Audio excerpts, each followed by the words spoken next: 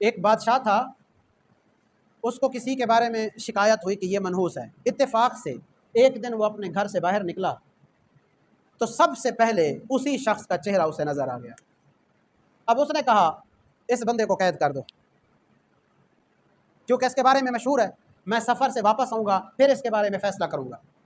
اب بادشاہ اپنے سفر پر چلا گیا، شکار کے لیے جا رہا تھا، اچھا شکار لگا تو سارا دن شکار کرنے کے بعد جب شام کو واپس آیا تو اس نے کہا کہ وہ جو بندہ میں نے قید کروایا تھا اس کو چھوڑ دو، اس کے بارے میں غلط مشہور ہے کہ وہ منحوس آدمی ہے، وہ منحوس نہیں ہے۔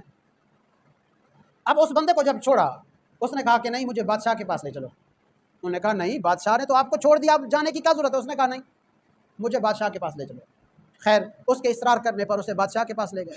اس نے بادشاہ کو کہا جی مجھے سب سے پہلے یہ بتائیں کہ مجھے قید کرنے کی وجہ کیا تھی؟ اس نے کہا تمہارے بارے میں یہ مشہور تھا کہ تم منحوس ہو، تو میں نے کہا دیکھوں کہ تم منحوس ہو یا نہیں ہو۔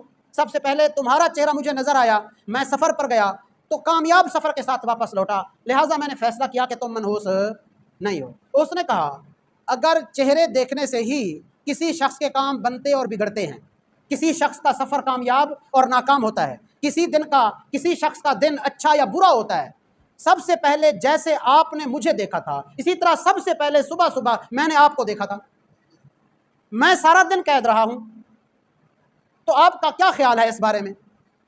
منحوس آپ ہوئے یا میں ہوا؟